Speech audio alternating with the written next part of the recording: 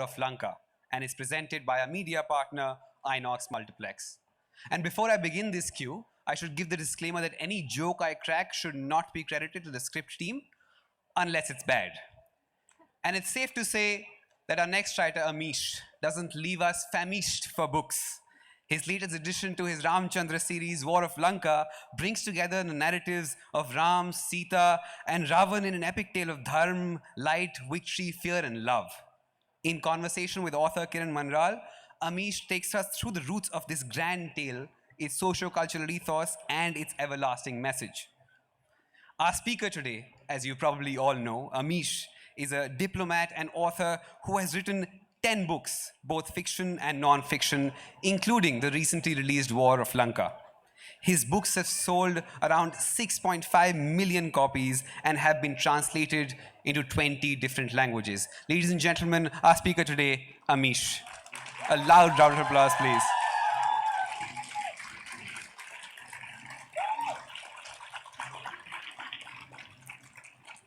The session today will be moderated by Kiran Manral, who published her first book, The Reluctant Detective, in 2011. The Indian Council of UN Relations, supported by the Ministry of Women and Child Development, Government of India, awarded her the International Women's Day Award 2018 for excellence in the field of writing. Ladies and gentlemen, our moderator today, Kiran Manral.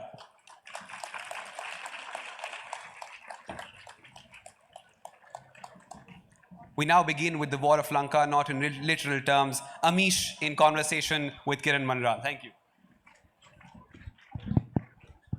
Good evening, everyone. Hi, everyone. Hi, boliye.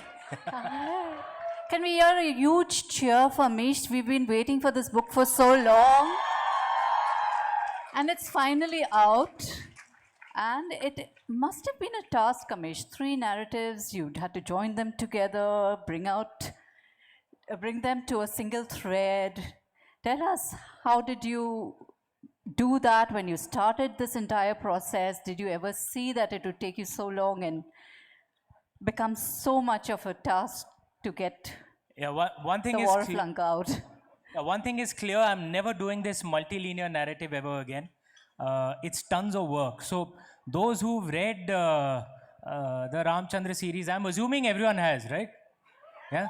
Hands up, those who have. All of you have read it. Good number. Good number. Thank you. Those who haven't, shame on you guys. The books are available at the bookstore out here somewhere, and I'm available to sign. So the first 3 books of the Ram Chandra series are written in a multilinear narrative. The way Rashomon, the Japanese movie, I'm sure many would have seen that, Akira Kurosawa's classic, where if you see a story from 3 different perspectives, you suddenly get a very interesting insight, you know. So same with Rashomon, and I thought that how about if we approach the Ram Chandra series from that perspective as well, the 3 primary characters who drive the story of the Ramayana forward, Lord Ram, Goddess Sita, and Raavan. If we understand the 3 of them individually, what their journeys are, then we will understand the point of the story much more deeply. And so the first one, Ram, sign of Ikshvaku, is from the birth of Lord Ram to the kidnapping of Goddess Sita. Sita, warrior of Mithila, is from her birth to her kidnapping. And Raavan, enemy of Aryavarta, from his birth to the time he kidnaps Goddess Sita. Fourth one, War of Lanka, is a common narrative.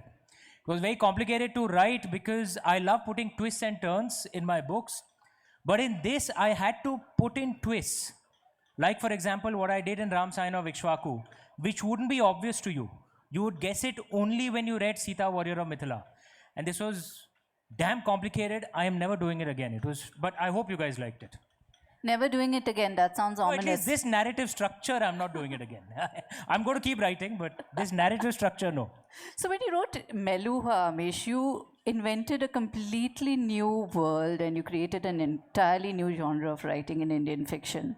From the time of Meluha to the time of War of Lanka, how has Amish the writer changed?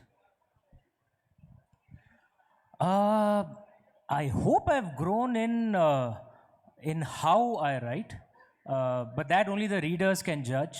But what I write, the stories themselves, they continue the way they did, from my first book itself.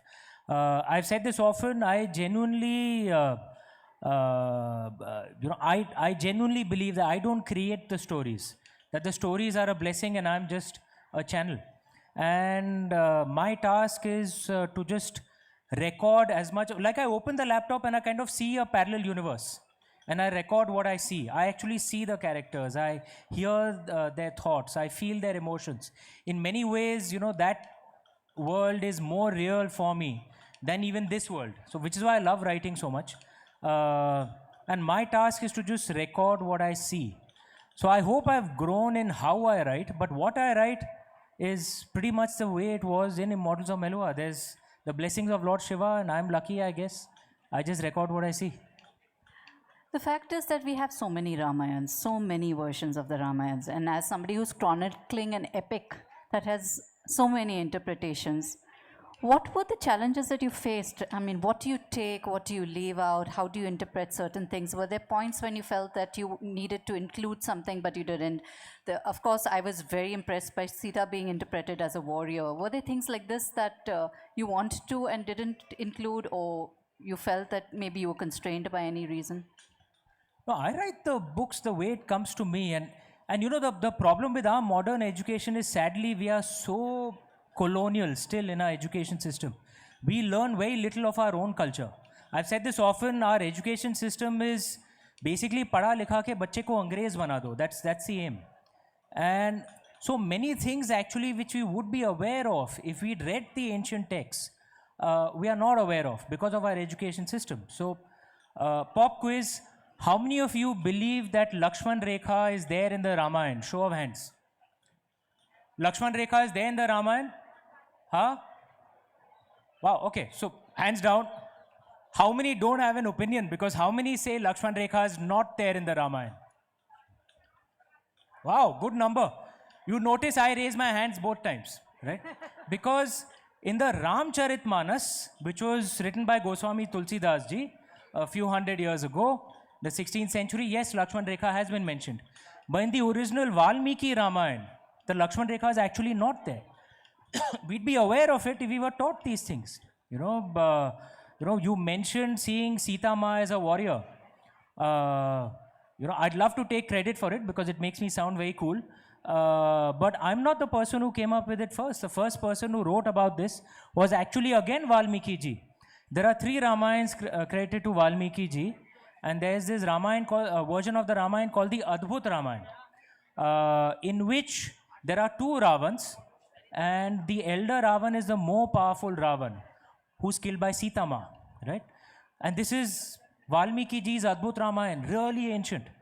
So there are so many versions of the Ramayana which we aren't aware of. And if we were aware of it, we'd understand really how liberal and honestly, really kick-ass our ancestors were. The way they looked at things, the belief in freedom of expression, the respect for women's rights, the respect for LGBT rights. There are so many of us today who believe that, respecting women's rights or respecting LGBT rights is a Western notion. Nonsense. They've discovered it only now. We've followed this for thousands of years. We just forgot it in the last few centuries. We need to revive it, which is why education system needs to teach our ancient texts a lot more. A lot of what we see of our stories is through television serials, and they may not necessarily follow the ancient texts. That's something that I found very interesting in your books, the fact that you've contemporized it. There are a lot of concepts that we know about now, snowflake parenting, jujitsu, Seneca, and I'm thinking 3400 BC. How are they talking about all this? So why did you decide to make it so anachronistic? The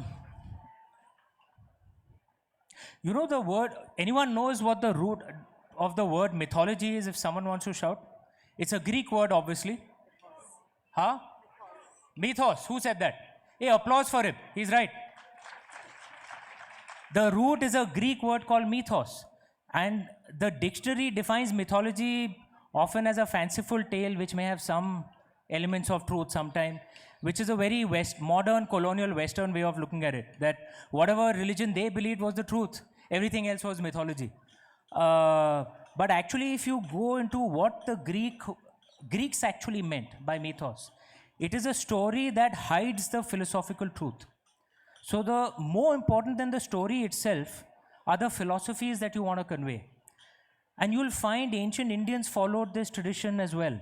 So we would keep contemporizing our stories repeatedly for thousands of years. This has been a rich ancient Indian tradition where we would bring in modern messages in the stories of the old.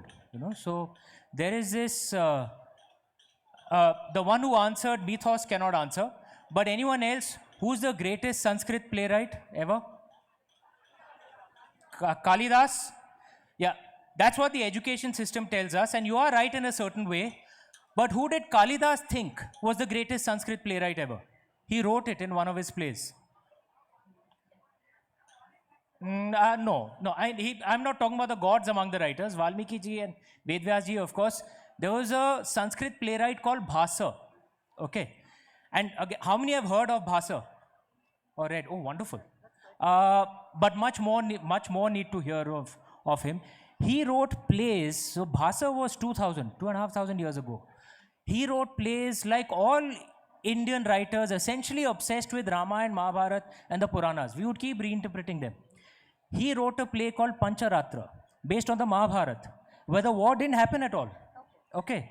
And it's an entire philosophical different take based on Dronacharya's journey. Okay. And this was 2,500 years ago. So we keep doing this repeatedly. We are obsessed with the Ramayana, Mahabharata and Puranas, but we contemporize them to that era to bring in some philosophical messages that we need to learn. So I'm kind of following a very rich ancient Indian tradition. And also there, as somebody who writes mythological fiction, and because mythology and history, in a sense, in India are so intertwined, what is the path that you tread to keep the balance? It's a very fine balance that you must tread. Yeah, I agree. So I have a bad throat, so I have to keep taking this Sualin. So I maintain an Excel sheet, which is powered by AI on this. And I don't take history more than 53% of the book, and mythology around 35%, and the rest is my imagination. Anyone who believes that seriously needs some help. I just write, like I said earlier, I just write the way it comes to me, right? I just open the laptop and the story just comes and I just write. So the creator is Lord Shiva, man. I'm only a channel. A very interesting article I read was about how your books have management lessons. It was in the Forbes. Would you like to tell us what you think are the management lessons in your book? Because I'm sure we have many students here. I don't know about management lessons, but yes, I speak of philosophies in my books. So the Shiva trilogy is built around an exploration of this philosophy, what is evil. And there are various other philosophies in there, but the core philosophy is this. And the answer is obviously not simple. It's I explore that over 3 books. And the Ram Chandra series is an exploration around what is an ideal society, what is an ideal leader. And again, there are no simple answers. And in this, are there management lessons? Perhaps, but there are also kind of leadership lessons and life lessons, So is non-violence the best approach at all times? Or are there times when if you have to be violent, you should be violent, right? And I explore this philosophy. Or do you follow the law? Or if the cause of justice is served by breaking the law, should you break the law, right? I explore this debate in a debate between Lord Ram and Lord Bharat. Now, what is the right answer? I don't know, right? But I explore the pros and cons of both sides, right? So in this law-justice debate, Lord Ram's approach is the law has to be followed all the time, no matter what, right? Because his approach is if you break the law, if you allow people to break the law, you'll have vigilantism, you'll have chaos, right? And if at times following the law may not serve the cause of justice, then that's the way the system works. But you cannot, just because in 1 or 2 cases it doesn't work, you cannot break down the system itself. Whereas Lord Bharat's approach is law is supposed to serve the cause of justice. If it's not serving the cause of justice, then break the law, right? What is the correct answer? I don't know, right? But I explore these two philosophies, and are there leadership lessons in there? Yes, I explore that through my books, yeah. So that's for you to read and to figure out if there are leadership lessons in that. And at some points in the book, I did feel, I'm going to stick with this book for a while, then we'll move to your the other hats you wear, that we are used to the narrative of, Ram and Lakshman going to war. But now you have Bharat and Shatrughan going to war. We don't see Hanuman getting the Sanjeevani booty.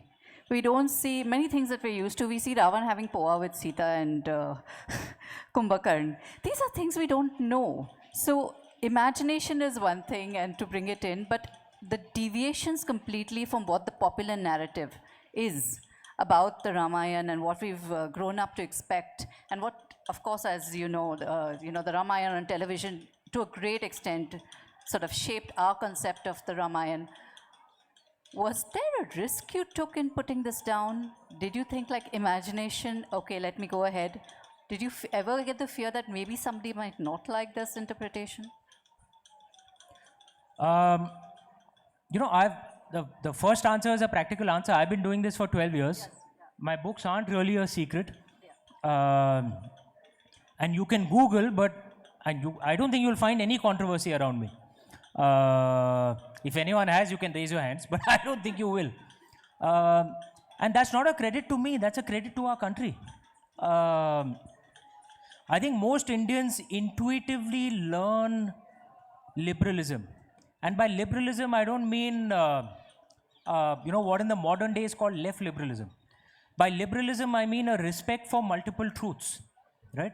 We intuitively learn it. So pop quiz again. Who is elder?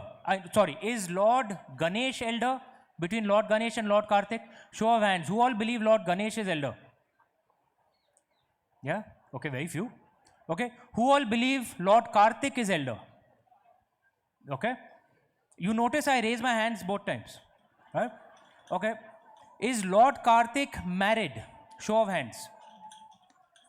Okay. Put your hands down. Is Lord Karthik a bachelor? Show of hands. You notice different hands went up. Again, you notice I raise my hands both times. It depends on where you are. Right? In North India, Lord Karthik is a bachelor. If you go to South India, particularly Tamil Nadu, South India, shout out loud. Any South Indians here? Yeah? Okay. South Indians, for them, Lord Karthik is not a bachelor. He has two wives, Valli ji and Sena ji. I discovered this when I went to study in the South. I studied in Tamil Nadu, in the 4th standard. And I remember I came back, my mother's here, and I came back and I asked her, Ma, आपने तो कहा था कार्तिक जी bachelor हैं, but यहाँ पे तो मंदिर में देख रहा हूँ, there's Valli ji and Sena ji, ये क्या हो रहा है? And my ma told me what I think is one of the most beautiful things. Beta, there are multiple truths. And she quoted something from the Veda, Ekam Sat Vipra Bhavda Vadanti. That truth is one, but the wise speak it as many. And they have a right to their truth, and we have a right to our truth. So, and so much so in North India, women don't even enter a Lord Karthik temple. In South India, they do. My mother enters a Lord Karthik temple in South India. She doesn't enter in North India. Now, if you think about what this does to a 4th standard child, intuitively we learn, yeah, there are multiple truths. This is what liberalism is. The key thing that happens is that, applaud for India. But I think the key thing that happens is that if you present a different truth, you must present it with respect, right? And one thing I genuinely believe, जो मंशा है वो दिखती है. What is in your mind will show, right? So there are movies in India which generate controversies, right? But again, I move out of books, move into a movie. If I gave you an example, say we went to a producer in Mumbai and we said that you have to shoot a scene in your movie where the lead hero breaks the base of a shivling and then lifts it up on his shoulder and then goes to a waterfall and places the shivling under the waterfall. That Bollywood producer will tell you, have you gone mad? Right? My house will get burned down. But in the hands of a genuine devotee like Rajamouli ji, it becomes one of the most iconic scenes in Indian cinema, right? From Bahubali, right? The point I'm trying to make, even if you have a different truth, if you show it with, if there's respect in your heart, I think Indians just see it and they accept it, right? And they love it. And that doesn't mean that this overrides other truths, right? It's just that this is another truth and this is another way of worshipping the gods and goddesses that we worship, of loving them. Absolutely. We live with multiple truths. I'm going to go now to the other hats you're wearing, Amish. Right now I'm wearing no hat. You're wearing no Sorry, hat. bad joke. But Law of averages catches up. they're all invisible right now, but he's wearing multiple hats, let me assure you. He is making documentaries. He is the director of the Nehru Center, London. Could you tell us a little bit about the documentary and how you got into it? And what do we see coming in that space from you? So in documentaries, essentially, my team in India was approached by Discovery TV, and they had this concept. Sai from Discovery TV and Wide Angle Films, they had this concept that they wanted to do kind of like a travelogue around the Ram Vangaman Path, which is the journey of Lord Ram through in his banishment through the forest, right? And they were wondering, because they wanted, someone to host it, and they wanted someone who is reasonably traditional, who knows all the traditional texts, but also reasonably modern, that the kids will, that the youngsters will like it. And they thought I would be the perfect fit for it. And so my team came to me that, would you be interested? Surprisingly, they were willing to pay me for it as well. I was actually willing to do it free. So I would love to do something like this. It's right up my alley. So it was kind of like a no-brainer, yeah. So you get to do something you love and they actually pay you for it. And I've discovered that through documentaries, we can show so much of our beautiful land, right? And so much, again, our education system is such that we don't learn. So in the Valmiki Ramayana, we've been told of an underground river.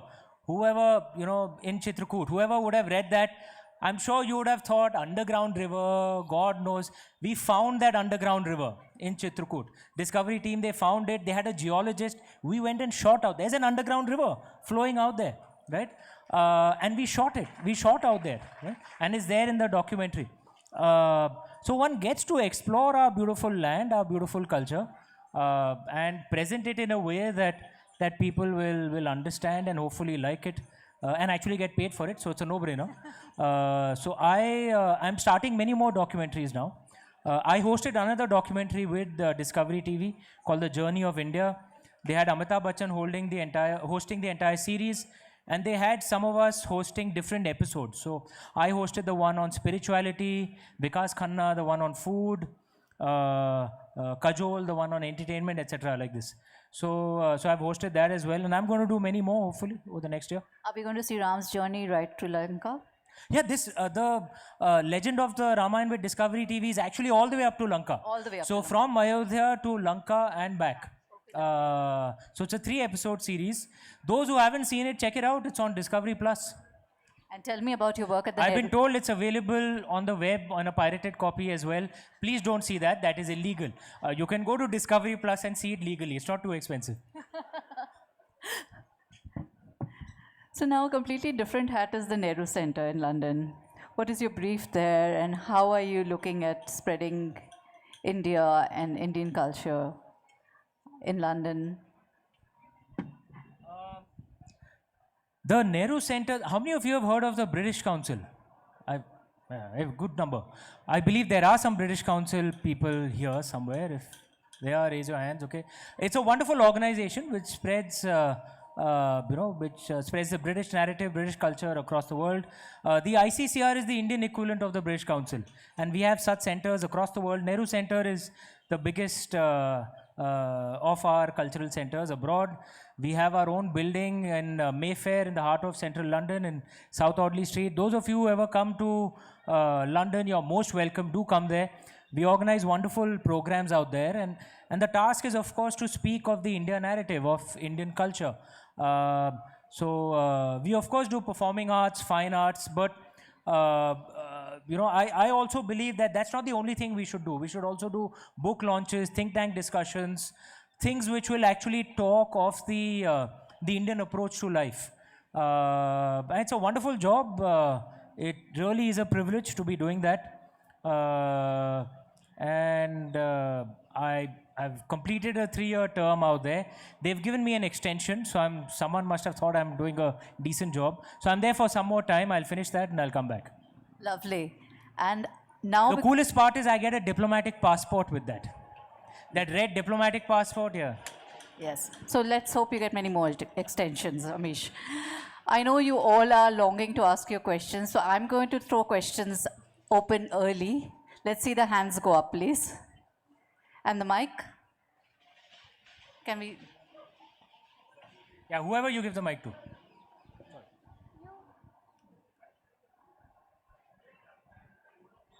Hi Amish, I Hi. have read all your books.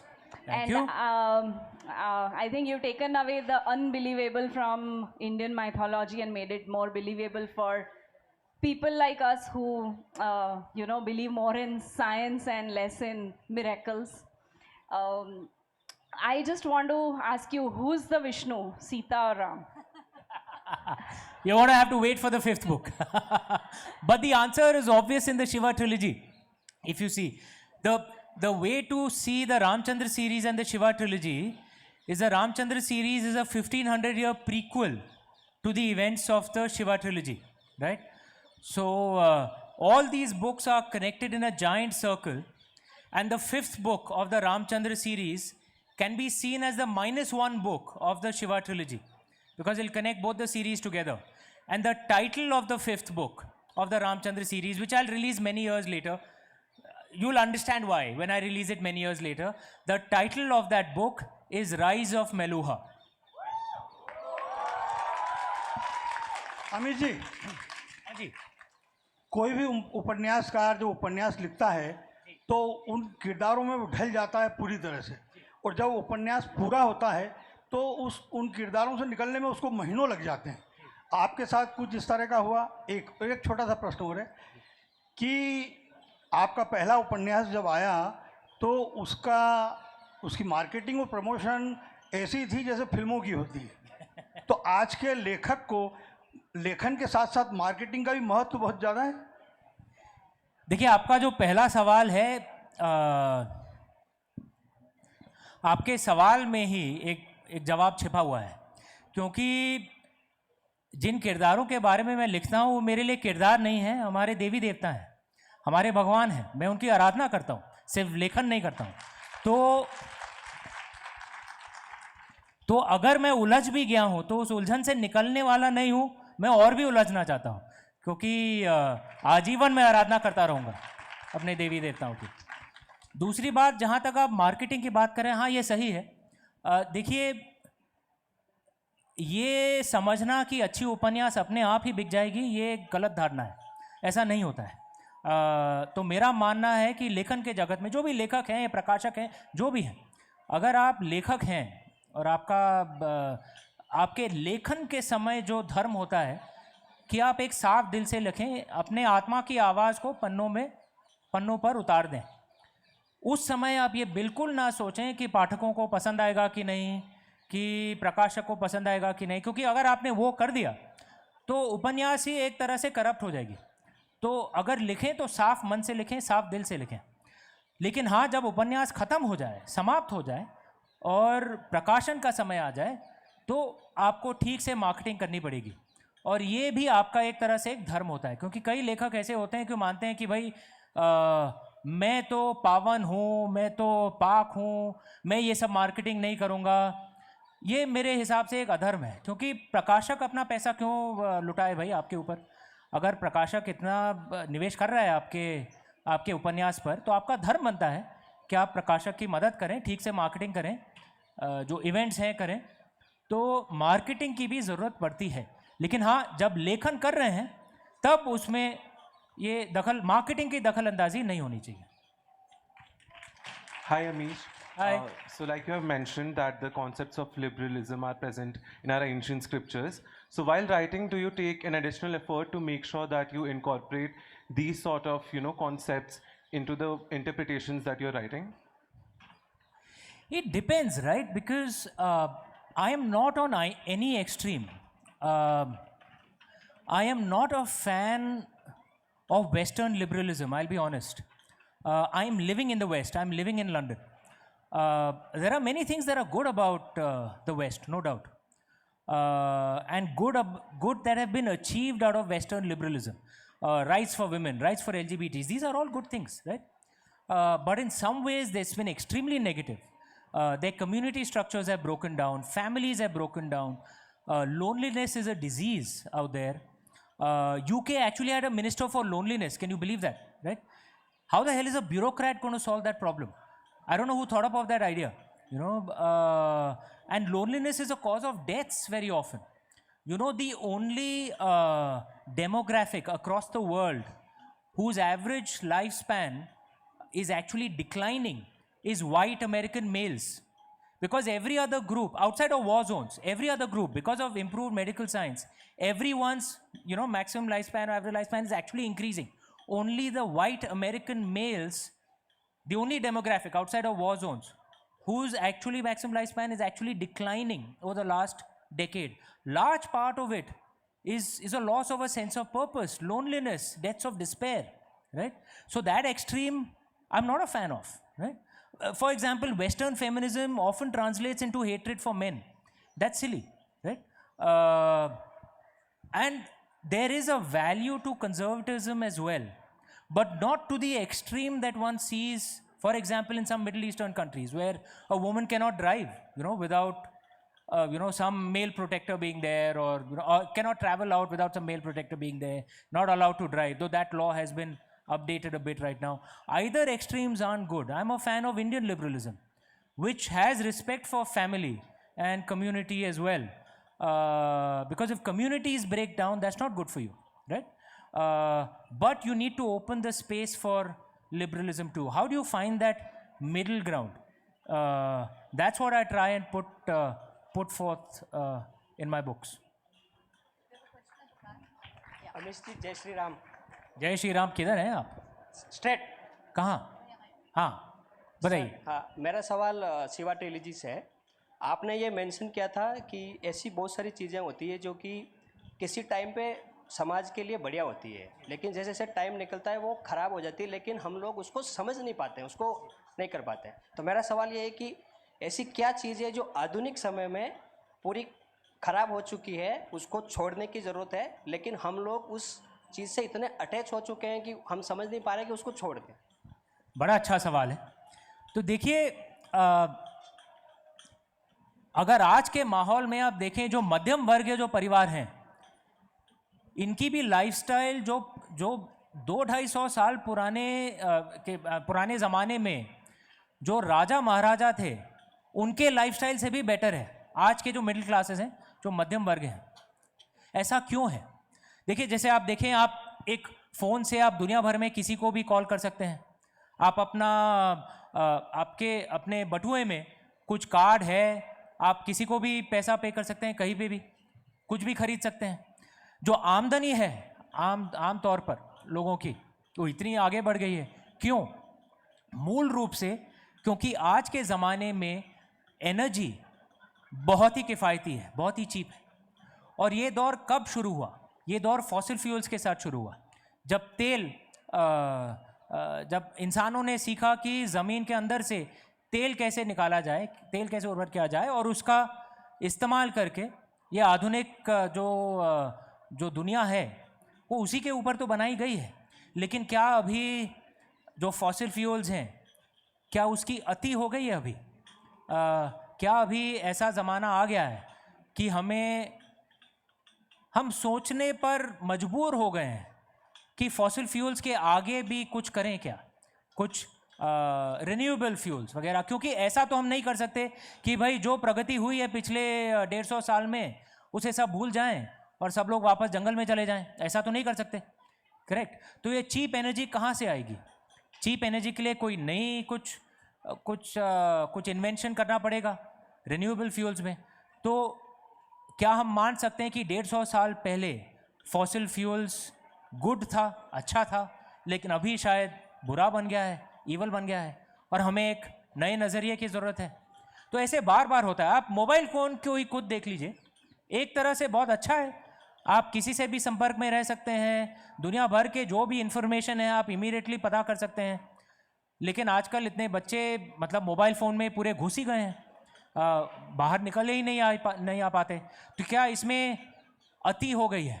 और अगर हमारे पूर्वज कुछ कहते थे, जो मुझे एक महावाक्य मुझे बहुत पसंद है कि अति सर्वत्र वर्जयित, extremism of any kind should be avoided, always be in balance.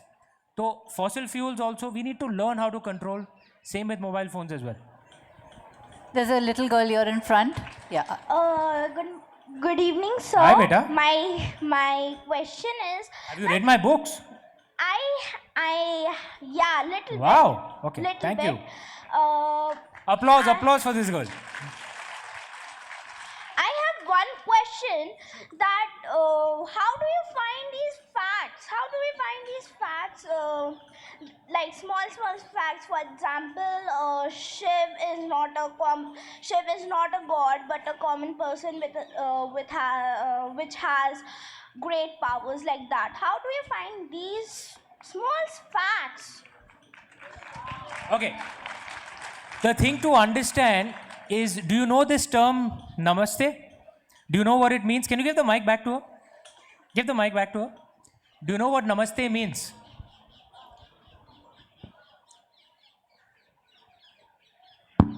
Yeah. It means that we are greeting other people or our elders by joining two hands and bowing. That is correct at a surface level, but at a deeper level, because namaste is a sandhi, you would have learned it in your school Sanskrit. Sandhi, in Sanskrit you have sandhis. It's of namaste, that I bow to the divine within you. I bow to the God within you, right? That's what namaste is actually supposed to mean. You know, in our Indian way, there are 4 concepts of God. One is the Nirgun Nirakar, the formless concept of God. Very difficult to understand, and I don't expect you to understand it now, but it's something that one grows to understand over time. There's a second concept of God, the Akar concept of God, where God takes a form, right? So that God becomes more understandable to us, like how we see Lord Shiva or Lord Vishnu or Shakti Ma in the Akar concept, so that God is more understandable, the divine is more understandable. The third concept is the avatar concept, right, where God takes birth, right, and actually lives through life just like we do, does his or her karma and then goes back up. And then there's the fourth concept of God, where we are God. Right? There's God within every single one of us. Yes. Not just human beings. In our way, we believe that the divine is in everything. In the trees. That's why Indians are natural environmentalists, because the nature is not a resource to be exploited. It's a goddess to be worshipped. Right? God is in everything. So the journey is to discover the God within. So, the Lord Shiva in my story is the Lord Shiva who discovered the Shivatva within. Shivatva is divine spirit, right? So the formless Shiva is the Nirakar Shiva, right? The Akar Lord Shiva is how we see him, right? With the snake, the Vasuki, the Trishul. That's the Akar concept. Then there's an avatar or Ansh concept. You know Hanumanji is an Ansh of Lord Shiva. You know that, right? Yeah, applause for her. She knows that. Okay? Or Jalandhar, who was also an Ansh of Lord Shiva, right? You don't know him? Okay, ask your father. He'll explain it to you. And no, he will explain it to you. And the fourth concept is a human being discovering the Shivatva and divine within. Make sure you discover it too. Okay. Okay. Can we have Thank you, sir. hand at the back? Some backbenchers. I was a backbencher too. Yeah. Just help the backbenchers at the back. Okay. जी नमस्कार जी, मेरा नाम नमस्ते। है मधुकर पुरोहित। नमस्ते। और मैं एक cartoonist हूँ। मेरे बनाए हुए कार्टून जयपुर के न्यूज़पेपर्स में छपते रहे हैं। मेरा आपसे जो सवाल हमें है, कार्टून तो नहीं बना देंगे कृपया? नहीं। मेरा आपसे जो सवाल है कि आपने अभी थोड़ी देर पहले कहा कि अपने एजुकेशन सिस्टम इतना ख़राब है कि पढ़ लिख के अंग्रेज़ बाबू बन जाए तो उसको बहुत बड़ी बात मानते हैं। लेकिन मेरा दूसरा सवाल आपसे ये है कि अपन राम, शिव, रामायण की बात करते हैं और वो अंग्रेजी में। सही कह रहे हैं आप, अगर एकदम सही कह रहे हैं। देखिए, मेरा मानना है कि भाषा तो एक माध्यम है। मैं उनको भी मैंने सवाल हिंदी में दिया, आपको भी जवाब मैंने हिंदी में दिया। मैं हिंदी समझता हूँ, लेकिन देखिए भाषा एक तरह से एक माध्यम है। जो फलसफे हैं, जो दर्शन हैं, आप किसी भी भाषा में समझाएं या प्रस्तुत करें, अगर वो किसी को समझ में आ रहा है तो बेहतर है। आपने रामचरितमानस तो पढ़ी होगी रोहित जी, हाथ उठा दीजिए अगर रामचरितमानस तो पढ़ी है ना। किस भाषा में रचना की थी गोस्वामी तुलसीदास जी ने? अवधी में, संस्कृत में नहीं। लेकिन वाल्मीकि रामायण किस में है? संस्कृत में है, वैदिक संस्कृत में। कंबन रामायणम जो तमिलनाडु में सबसे प्रचलित है, शायद 1100 साल पहले कंबन रामायणम की रचना की गई थी। किस भाषा में है? तमिल में। रामायण दर्शनम जो एनी कन्नडिगाज या रामायण दर्शनम कन्नडा में है। कृतिभाषी रामायण बंगाली में है। तो देखिए, मेरा मानना है कि भाषा तो बस एक माध्यम है। अगर आज के माहौल में जो पढ़े लिखे लोग हैं ज़्यादातर अंग्रेज़ी में पढ़ रहे हैं, तो क्यों ना उन्हें अंग्रेज़ी में पढ़ाया जाए। तो यही हमारा प्रयास है। बस एक्चुअली यही हमारा जवाब है। Hi Amish, here. Yeah, hi. First of all, it's been a pleasure to meet you here. Thank you. And besides doing my studies, if I just caught up, then I would pick up your book, and it would give me some sort of engrossment that I would spend hours and hours reading it. So thank you for that. My question is this: how come, like as you are saying that you the things close to you when you're writing, when you fire up your laptop, but like how come you come to a plot like when Shiva is trying to impress Sati, like Daksha, like when we see the serials which are flowing on the TV, Daksh is the person like who hates Shiva, but here Daksh wants that Shiva, initially, Daksh wants that Shiva marries Sati, and Shiva is the kind of character who is like having different kind of shades. He has Mariana also. And so your thing is essentially a different approach. How can you plot this like a different types of sets and So dynamics? in fact, I've spoken of this earlier because I had tried to make a plot line and all that, like how self-help books say. Because Immortals of Melua was the first piece of fiction I ever wrote in my life. I'd written nothing before that. So there are these. How many of you want to be writers? Yeah? Okay. Okay. Even I'm a wannabe writer. How many have read these self-help books on writing? Yeah? Throw them away. They are all useless. Okay? Because the self-help books actually worked. They would stop selling. Right? I had read these self-help books. I'd made character charts. I'd made a story flow. It was all a big flop. Right? And the only way it flows is when I surrender to the process, to the blessing.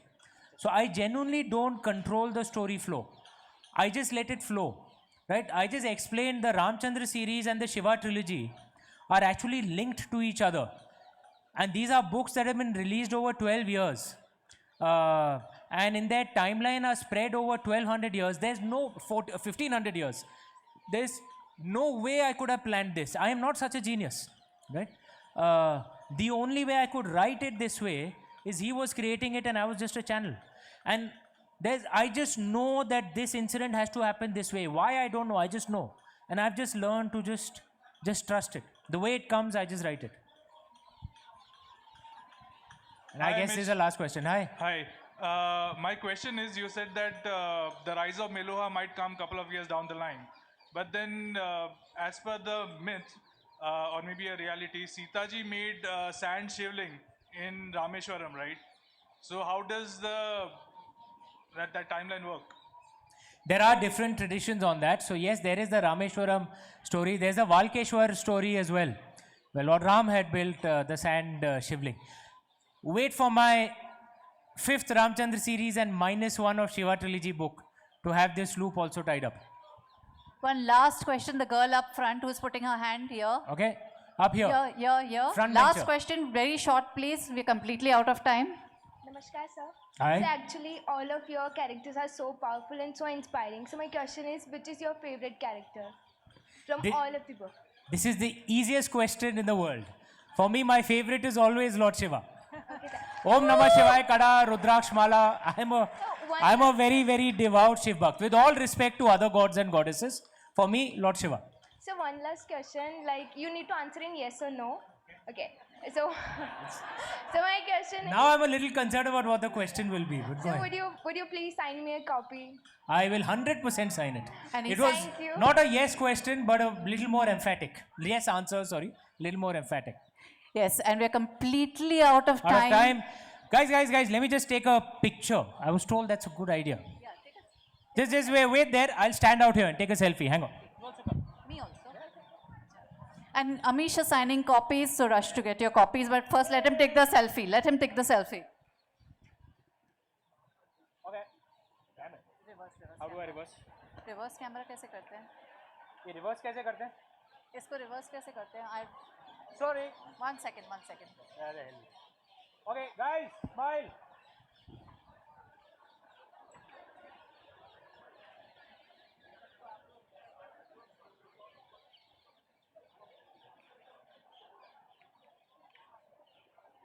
Thank you.